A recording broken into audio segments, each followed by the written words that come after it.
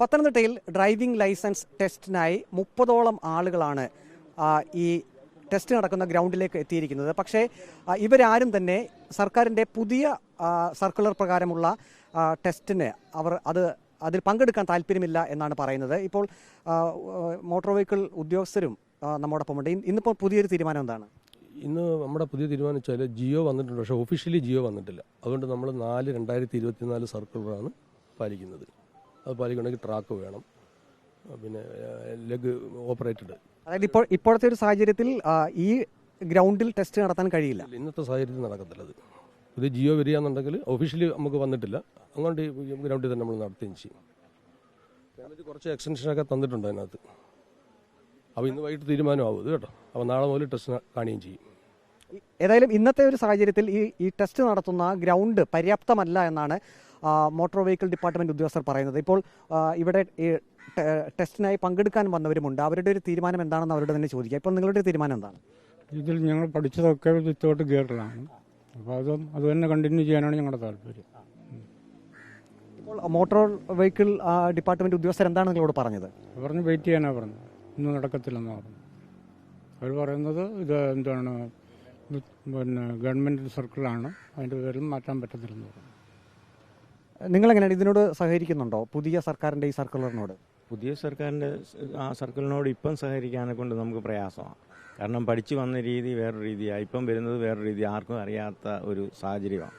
അപ്പോൾ അങ്ങനെ പോയി കഴിഞ്ഞാൽ ടെസ്റ്റ് വലിയ പ്രയാസമായിത്തീരും. വനിതകൾ ഉൾപ്പെടെ 30ഓളം പേരാണ് ഇങ്ങോട്ടേക്ക് ഇന്ന് ടെസ്റ്റിനായി എത്തിയിരിക്കുന്നത്. നിങ്ങൾക്ക് എന്താണ് ഇന്ന് ഇപ്പോൾ ഒരു പരാതിയുള്ളത്?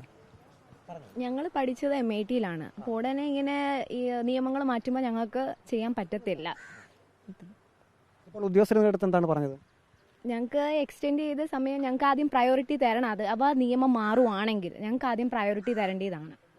പ്രയോറിറ്റി തരാം എന്ന് പറഞ്ഞു. എന്താണ് നിങ്ങളുടെ ഒരു ഇപ്പോഴത്തെ ഒരു ആവശ്യം എന്താണ്? ഇതിനു വേണ്ടി ഞാനിപ്പം ബാംഗ്ലൂരിൽ നിന്ന് ലീവ് എടുത്ത് വന്ന് എനിക്കിപ്പോൾ നാളെ തിരിച്ചു പോകാൻ വേണം. ഇതിനൊരു തീരുമാനമാകാതെ എന്തോ ചെയ്യാമെന്ന് അറിയത്തില്ല.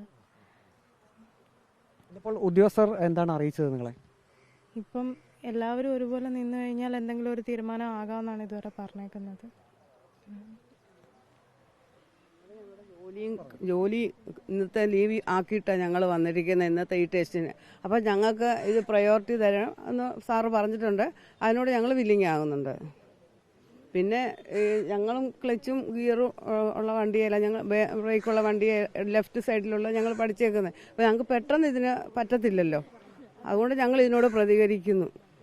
കാരണം ഞങ്ങൾക്ക് ഓക്കെ അല്ല, ഞങ്ങൾ അത്രയേ ഉള്ളൂ. ഇപ്പോൾ എന്താണ് നിങ്ങളുടെ ഒരു തീരുമാനം? എന്താണ് തീരുമാനം? നമ്മൾ പഴയ രീതിയിൽ തന്നെയാണ് പഠിച്ചതും നമുക്ക് ആ ഒരു രീതിയിലാണ് ടെസ്റ്റ് ചെയ്യുന്നുണ്ടെന്ന് പറഞ്ഞതും അതനുസരിച്ചാണ് നമ്മളിന്ന് വന്നത്. പക്ഷെ പെട്ടെന്നൊരു ഈ മാറ്റം വന്നപ്പം നമുക്ക് ആർക്കും അത് ഉൾക്കൊള്ളാൻ പറ്റിയില്ല. അപ്പോൾ അതിൻ്റെ ടെൻഷനും നമ്മൾ എല്ലാവരും പലരും ജോലിയിൽ നിന്ന് ലീവ് എടുത്തും അല്ലെങ്കിൽ എന്തെങ്കിലും കാര്യങ്ങൾ മാറ്റി വെച്ചിട്ടാണ് വന്നത്. പക്ഷെ അതൊന്നും നടക്കാതെ ഇതും നടക്കുന്നില്ല, അതും നടക്കുന്നില്ല, എല്ലാം കൂടെ ആയിട്ട് ഭയങ്കര കൺഫ്യൂഷനും ഭയങ്കര ടെൻഷനുമായിട്ടാണ് ഇപ്പം നിൽക്കുന്നത്. ഇപ്പോഴത്തെ ഒരു സാഹചര്യത്തിൽ സർക്കാരിൻ്റെ പുതിയ സർക്കുലർ പ്രകാരം ഈ ടെസ്റ്റിൽ പങ്കെടുക്കാൻ ഇവർക്ക് താല്പര്യമില്ല എന്നാണ് പറയുന്നത്. ഇനിയിപ്പോൾ നേരത്തെ ഉദ്യോഗസ്ഥൻ പറഞ്ഞതുപോലെ ഇവിടെയുള്ള ടെസ്റ്റിന് വേണ്ടിയുള്ള ഗ്രൗണ്ടും നിലവാരത്തിൽ ഉള്ളതല്ല, അത് ഇനിയും നിലവാരത്തിലേക്ക് മാറ്റേണ്ടതുണ്ട്. അങ്ങനെയാണെങ്കിൽ മാത്രമേ ഈ ടെസ്റ്റ് ഇവിടെ നടത്താൻ കഴിയൂ. വീഡിയോ ജേർണലിസ്റ്റ് അജി കുടുംബനൊപ്പം reporter Praveen Purushothaman, in reporter, Pathanamthitta.